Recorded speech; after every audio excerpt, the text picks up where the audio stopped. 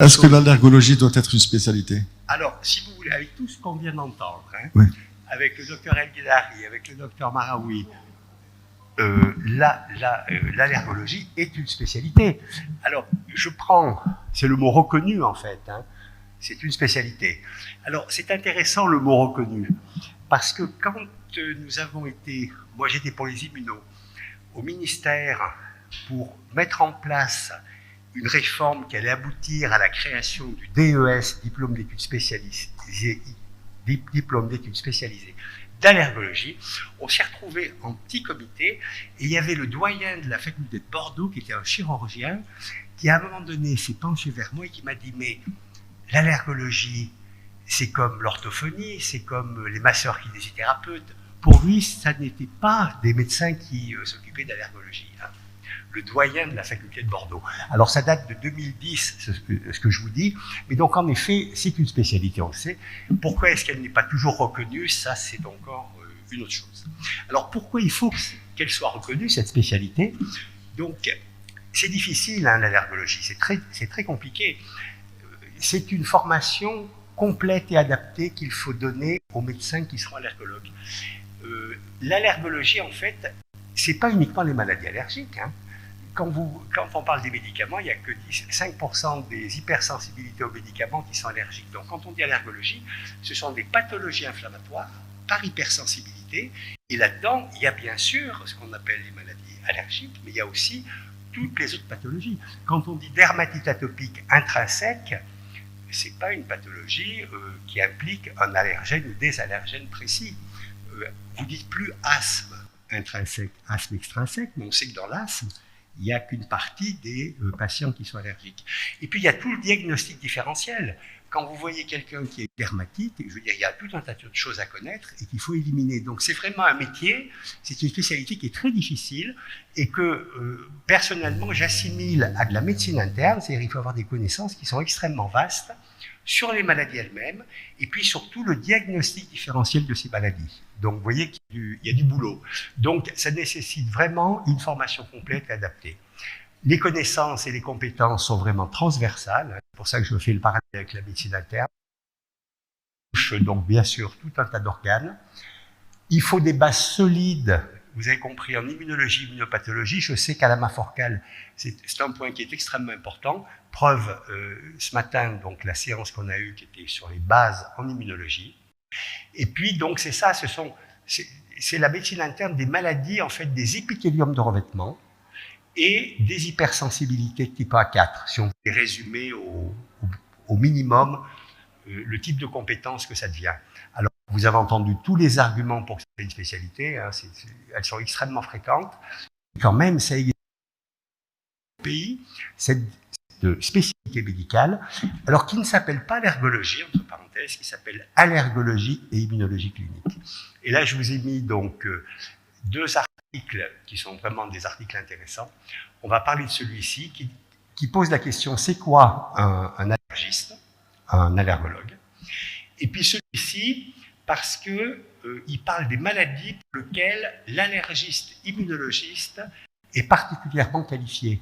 Et c'est vrai que dans la littérature, on a très souvent allergiste immunologiste. Donc, c'est bien de l'allergologie et de l'immunologie clinique, et ça, c'est vraiment une spécialité. C'est toute la richesse de la spécialité, je veux dire. C'est pas une spécialité où on fait des tests et point final. Il faut vraiment avoir tout un raisonnement. Alors, moi, je vous propose rapidement de définir ce qu'est un allergologue, immunologiste, de voir les deux types d'allergologues qui existent, mais vous le savez très bien, Younes a bien insisté là-dessus. L'importance de ce qu'on appelle l'allergologue exclusif, c'est lui qui a cette transversalité, qui prend en charge le patient, comme a dit Younes, dans sa globalité. Et puis un petit tour de l'allergologie en France pour finir sur de l'immunopathologie. Alors, ça, c'est un travail qui est intéressant. Quand vous allez voir tout ce qui est demandé à un allergologue, c'est un travail qui est relativement ancien, hein, déjà, mais qui explique que l'allergologiste, c'est un médecin qui a réalisé une formation spécialisée en allergie, en immunologie, et qui a fait une période de stage médecine interne ou une spécialité médicale dont on a déjà discuté, c'est-à-dire dermato, pneumo, otorhinolaryngologie ou pédiatrie. Donc voilà, on voit tout de suite qu'il y a vraiment ces deux composantes, allergie et inflammation. En fait, c'est de l'immunopathologie, l'allergologie. Alors, qu'est-ce que l'allergologue doit faire? Donc là, vous regarderez dans l'article, ça vaut la peine. L'allergologue, il doit bien sûr connaître les maladies qui rentrent dans la définition des maladies par hypersensibilité. Vous les avez toutes ici, je ne vous les lis pas. Et puis, les diagnostics différentiels, les conditions qui ressemblent ou qui chevauchent avec les maladies allergiques. Donc ça en fait quand même beaucoup. Quelqu'un qui vient avec des problèmes digestifs, diarrhée, vomissement, ou est-ce que ce qu'on appelle inflammatory bowel disease, bien sûr que ça n'est pas allergique, mais c'est inflammatoire. Là-dedans, il y a très certainement des pathologies allergiques authentiques, dues à des lymphocytes T ou à des lymphocytes innés qu'on ne connaît pas encore, qu'on n'a pas démembrés. Voilà, ça c'est le challenge de l'allergologie. On va éliminer donc tout ce qui va être immédiat, retardé avec nos tests, mais il y a encore beaucoup à faire sur le diagnostic différentiel. Après, vous voyez qu'un allergiste immunologiste, il doit connaître, là on nous parle des cellules effectrices qui sont impliquées dans l'allergie, on nous parle des molécules qui sont responsables des différents symptômes, on nous parle bien sûr des réactions d'hypersensibilité, on le montre souvent, ce tableau des hypersensibilités de 2 à 4, des interactions cellulaires, et puis bien sûr être capable de comprendre et d'interpréter les examens immunologiques et immunobiologiques. Alors, il y a des centres, en effet, où il y a des immunologistes biologistes qui connaissent bien les pathologies allergiques qui peuvent aider, mais très souvent, vous recevez un examen et c'est à vous de l'interpréter. Donc ça fait partie des connaissances et compétences qu'un allergologue immunologiste doit avoir d'après ce paquet de consensus. Et pour finir, l'allergologue immunologiste, il doit être capable de réaliser tout un tas de tests diagnostiques, de tests de provocation, de tests ensuite bien sûr qui vont être capables d'apprécier les fonctions des organes qui nous intéressent, que ce soit le poumon, le nez. Il doit être capable de mettre en route une immunothérapie allergénique bien sûr, et puis de raisonner sur les différents traitements, et y compris donc ce qu'on appelle l'induction de tolérance, c'est ce qui s'appelle ici les désensibilisations aux médicaments. Donc vous voyez que vraiment être allergologue, c'est un challenge. C'est vraiment quelque chose de... C'est un challenge. Alors si je passe maintenant aux deux types d'allergologues. Ces deux types d'allergologues, c'est donc ce qu'on appelle chez nous, je ne sais pas comment vous dites ici, l'allergologue exclusif. Donc c'est souvent un médecin généraliste. J'avais mis initialement interniste, parce que vous avez vu que dans la définition internationale, on dit que c'est quelqu'un qui a fait une formation en médecine interne. Mais c'est vrai que les internistes, nous, qu'on a eu en formation d'allergologie par un diplôme qui s'appelait le DESC, diplôme d'études spécialisées complémentaires, les internistes, en fait, sont restés des internistes avec cette compétence allergologique. Ils ne sont pas devenus allergologues exclusifs. Allergologue exclusif, c'est quelqu'un qui voit que des patients qui viennent pour des problèmes d'hypersensibilité. Donc, ce sont souvent des médecins généralistes qui ont une capacité, qui ont fait ce que je viens de vous dire, ce que j'ai fait moi, une validation d'acquis de l'expérience, et qui vont donc avoir l'équivalent du DES, puisque le diplôme actuellement en France qui est le plus haut pour la spécialité, c'est le diplôme d'études spécialisées en allergologie. Et on peut avoir cet équivalent avec la capacité, à condition de faire cette demande. Donc ça existe depuis 1992, la capacité, et les médecins généralistes sont formés à l'allergologie par l'intermédiaire de cette capacité depuis 1992. Depuis 2000, les années 2000, juste, il y a une autre formation qui est venue se mettre en place, qu'on appelle le diplôme d'études spécialisées complémentaires, et donc des médecins généralistes qui ont une durée de diplôme de 3 ans, qui choisissent au cours de leur cursus de faire le DESC, allergologie, biologie clinique, eh bien c'est la même chose, à partir du moment où ils ont leur diplôme et qu'ils font cette demande de validation d'acquis de l'expérience, ils ont l'équivalent du DES. Donc c'est la deuxième façon de rentrer dans le circuit allergologue exclusif. Et puis depuis 2020, c'est le DES d'allergologie, c'est donc la spécialité reconnue en France, c'est le diplôme le plus haut quand on veut être allergologue. Il y a quelques allergologues seulement qui sont sortis depuis 2020. Le diplôme existe depuis 2017, il est de 3 ans. Donc nous à Lyon, on a eu 2 internes en 2017 qui ont fini leur internat en 2020. C'est pour ça que je marque ici allergologue exclusif depuis 2020. Donc depuis 2020, 2 allergologues par an sortent de Lyon. C'est beaucoup moins que ce que nous formions avant avec le DESC. Donc, malgré la création de la spécialité, ça c'est un petit peu le risque que vous avez vous aussi. En fait, il y aura, en France, il y a moins d'allergologues formés. Globalement, il y a 2 à 3 fois moins, nous sur la région, d'allergologues exclusifs formés par an depuis la réforme du DES, puisque le DESC a disparu, c'est-à-dire qu'un interne de médecine générale ne peut plus se former à l'allergologie.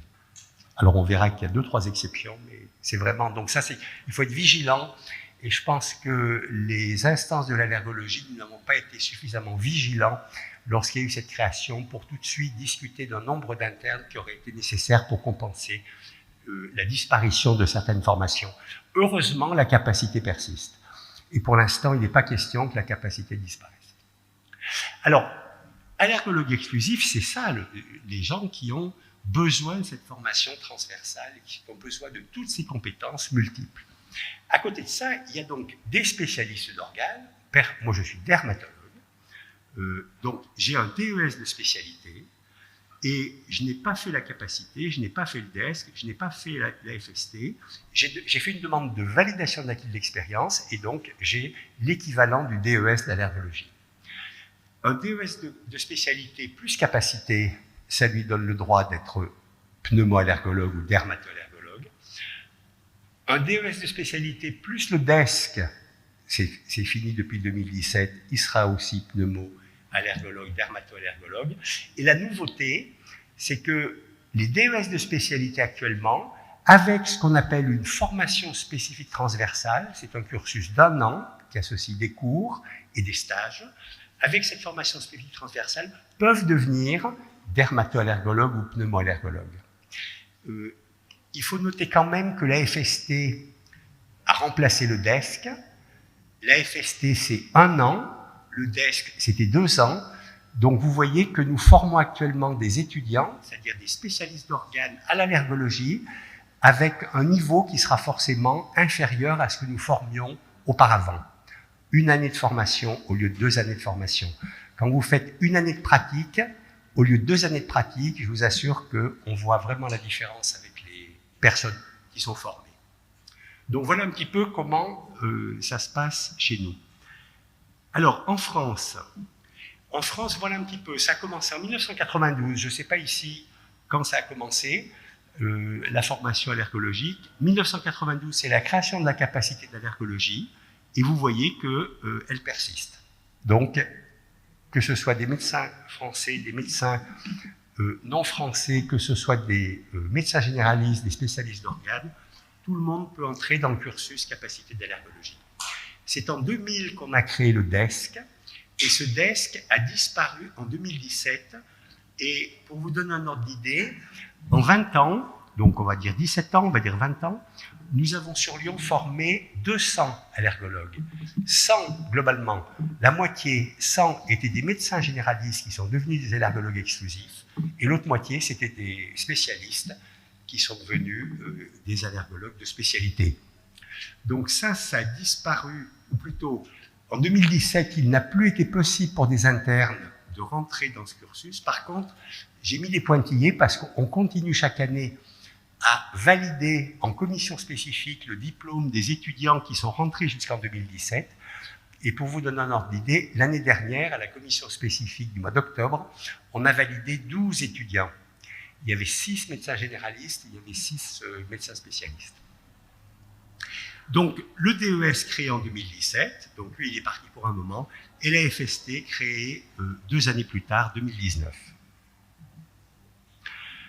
Donc, la capacité donc, existe depuis 1992. Ici, vous avez la liste des centres universitaires qui dispensent cet enseignement. C'est 2 années de cours et de stages. C'est un examen national et globalement, il y a 50% de réussite. En pratique, si on travaille la capacité, on la réussit. Le problème, c'est que ce sont souvent des médecins qui sont installés, qui ont donc par ailleurs une grosse activité et qui n'ont pas le temps suffisant pour travailler et préparer leur capacité. Mais celui qui prend le temps, eh bien, il n'y a pas de problème pour réussir la capacité. Alors, moi, j'ai été très intéressé par l'exposé du Dr El-Guidari sur votre diplôme d'université, le DUNAL, parce que vous avez, au Maroc, un enseignement national d'allergologie. En France, nous n'avons aucun enseignement national. Les 17 centres universitaires de capacité organisent chacun leur enseignement. Il n'y a pas d'enseignement national. Et la formation est très différente d'une ville à l'autre. Quand je suis arrivé en 1998 dans le service de pneumologie, c'était le professeur Yves Pacheco, qui est parti à la retraite il n'y a pas très longtemps, qui était pneumologue à Lyon-Sud et qui était allergologue, qui est un excellent médecin, pneumologue et allergologue. Et il était responsable donc sur la région de la capacité. Actuellement, chez nous, c'est le professeur Gilles Devoissou, qui est pneumologue, allergologue, qui est spécialiste des asthmes sévères, qui a pris la suite et qui est responsable de la capacité. Quand les étudiants venaient, donc il y avait des cours, mais il n'y avait pas quand même beaucoup de cours, et il n'y avait pas de stage. Quand les étudiants venaient voir Yves Pacheco pour leur demander un stage, Yves Pacheco leur disait, mais de façon naïve, il leur disait, écoutez, vous passez l'examen de la capacité, et après, il n'y a aucun problème, vous viendrez en stage. Et c'est comme ça qu'à Lyon, j'ai été correcteur 2 fois de la capacité. La première fois, les Lyonnais ont eu 0 à la question les prick tests, et 2 ans plus tard, j'ai été à nouveau correcteur, les Lyonnais ont eu 0 à la question les patch tests. Parce que si vous voyez faire une fois des prick tests, vous ne pouvez pas avoir 0, mais si vous ne voyez pas le faire, forcément que ça va se voir quand vous rédigez une copie. Donc, c'est pour vous dire la différence d'enseignement entre toutes ces villes fait qu'il y a des villes où les capacités sont extraordinaires en qualité, je pense à Paris avec Claude Pontvert, Lille, Strasbourg, Montpellier, et puis il y a des villes où je pense que c'était aussi mauvais qu'à Lyon. On a changé un petit peu les choses, mais je veux dire, nous n'avons pas d'enseignement national. Nous n'avons pas d'enseignement national pour la capacité. Même chose pour le DESC, c'est un enseignement régional, et même chose pour le DES. Le DES, c'est un diplôme national, mais ce sont les régions qui organisent l'enseignement. Donc forcément, il y a une hétérogénéité. Donc bravo au Maroc et à l'AMA Forcal pour avoir monté un enseignement national, parce que c'est le seul moyen de garantir l'homogénéité des connaissances et compétences. Donc ça, c'est la capacité. Le DES, je vous mets la maquette du DES si par hasard, et j'en suis sûr, rapidement, vous allez devoir réfléchir à la création d'un diplôme national au Maroc.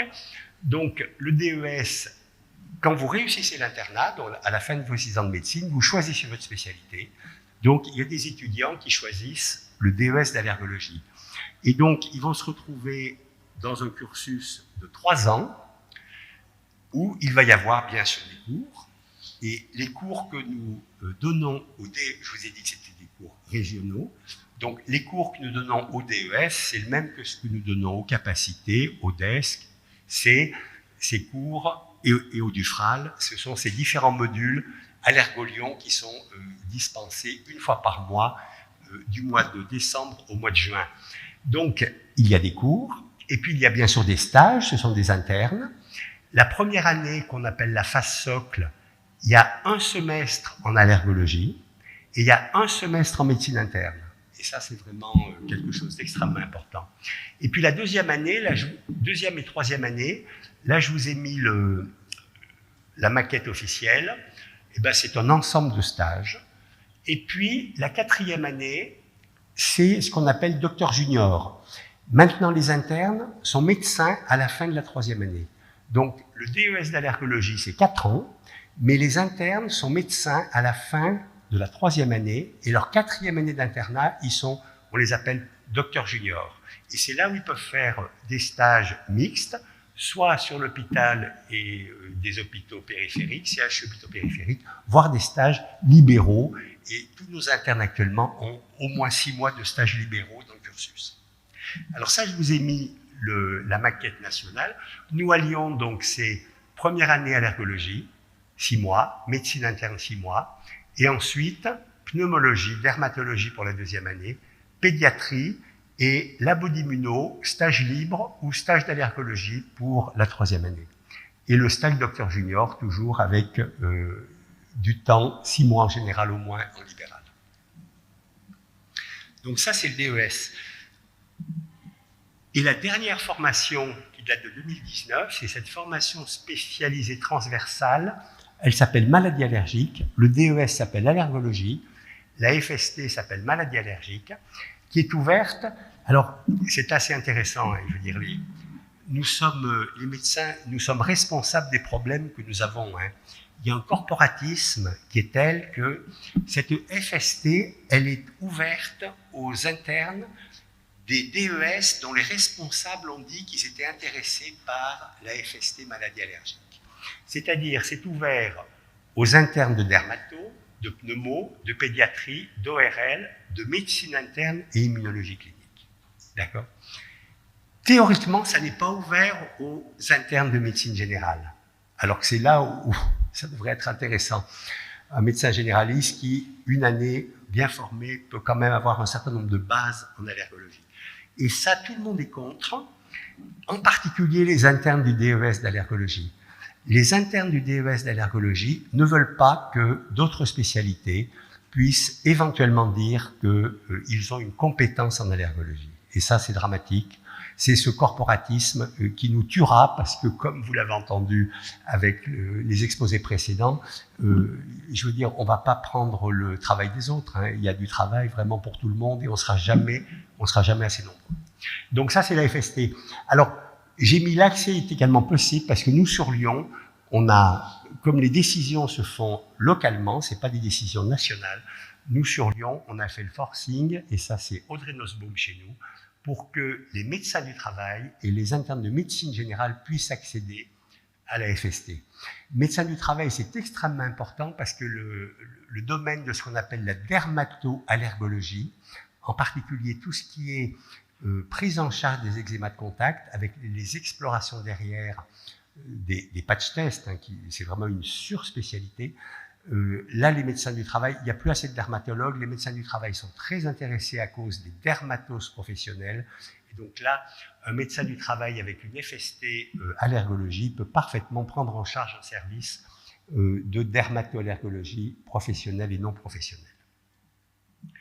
Alors j'en ai fini pour ce petit tour de l'allergologie en France et les formations. On parlait de la spécialité. Je vous ai mis ici la page d'accueil de notre site Allergolion, donc c'est facile, vous faites Allergolion sur Google et vous tombez dessus. Et je vous ai mis donc notre enseignement. Quand vous cliquez, vous avez allergologie et vous avez ici tous les enseignements que nous faisons en allergologie. Donc vous retrouvez la capacité, vous retrouvez le DES, vous retrouvez le DESC, vous retrouvez la FST, dont je vous ai parlé, mais vous retrouvez le DUFRAL, et puis vous retrouvez, et là j'insiste, ça c'est pour vous et c'est pour les personnes qui sont des formateurs, vous retrouvez le certificat optionnel et vous retrouvez ce qu'on appelle le master allergologie. Ça, ce sont des formations pour les étudiants en médecine, parce que je pense qu'en France comme au Maroc, il n'y a aucun enseignement d'allergologie pendant les études médicales.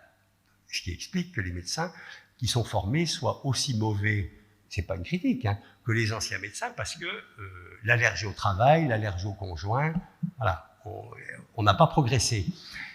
Donc, nous, et ça c'est parce que ça avait été mis, j'ai eu l'expérience, j'ai discuté avec des patrons qui avaient mis ça en place dans leur CHU, ça fait 10 ans qu'on a ouvert aux étudiants de 3e, 4e, 5e année des 2 facultés de médecine de Lyon un certificat optionnel Donc, les étudiants doivent choisir parmi une cinquantaine de disciplines un certificat optionnel chaque année pendant leurs études de médecine. Et donc, ça nous permet de former 50 étudiants en médecine. On parle que de connaissances, hein. Il y a un seul travail dirigé qui est des prix de test, hein, où on leur fait faire des prix de test pneumallergènes. Donc, on parle de connaissances. Mais ça permet quand même de faire passer de l'information à 50 étudiants. Et puis surtout, ça permet d'intéresser les étudiants à l'allergologie. Et ces étudiants-là, ils choisiront quand ils seront internes, enfin, ils auront plus de chances quand ils seront internes de choisir la discipline d'allergologie parce que vous choisissez ce que vous connaissez. Et comme il n'y a pas de service d'allergologie, ou il y en a très peu, les étudiants ne passent pas pendant l'externat dans les services d'allergologie, ils ne savent pas ce que c'est, donc ils ne choisissent pas, et c'est une sorte de cercle vicieux qui n'en finit pas. Donc ça, c'est le certificat optionnel, et à partir du moment où ils coupent, ces étudiants, un travail de recherche avec leur certificat optionnel, ils obtiennent un master d'allergologie. Donc voilà ce que je voulais discuter avec vous aujourd'hui sur l'allergologie. Et comme on a parlé d'immuno ce matin, comme on a parlé d'immunopathologie, comme j'ai défini l'allergologie non pas comme les maladies allergiques, mais les maladies par hypersensibilité, on est donc dans de l'immunopathologie, je ne peux pas faire de la pub pour cet enseignement qu'on a mis en place. Ce sont les immunos qui ont mis ça en place. Il y a 3 ans, c'est la 3e année, c'est un diplôme interuniversitaire d'immunopathologie. Et c'est absolument magnifique. On parle d'immunopathologie. Donc, les modules, il y a 4 modules de tronc commun qui durent 2 jours sur toutes les bases immunologiques nécessaires pour approcher l'immunopathologie. Et puis ensuite, vous avez des modules de spécialité. Et on parle d'immunopathologie, hein, donc il y a l'immunonéphro, l'immunopneumo, l'immunohémato, l'immunodermato, l'immunoneuro, l'immunoinfectiologie, l'immunohépatogastroentérologie, l'immuno-oncologie, et à partir de l'année prochaine, il y a l'immunopédiatrie. Quand je dis immuno, vous mettez allergo, hein, on est dans les pathologies par hypersensibilité. Donc il y a beaucoup de facultés de médecine, d'universités qui participent à ce diplôme. Et si certains d'entre vous voulaient avoir des renseignements complémentaires, vous pouvez me contacter. Ça, c'est un enseignement vraiment top. Sur ce, je voudrais vous remercier de la part du département d'allergo immunoclinique et souhaiter longue vie à la Maforcale et tous mes vœux pour que la spécialité allergologique le soit bientôt au Maroc.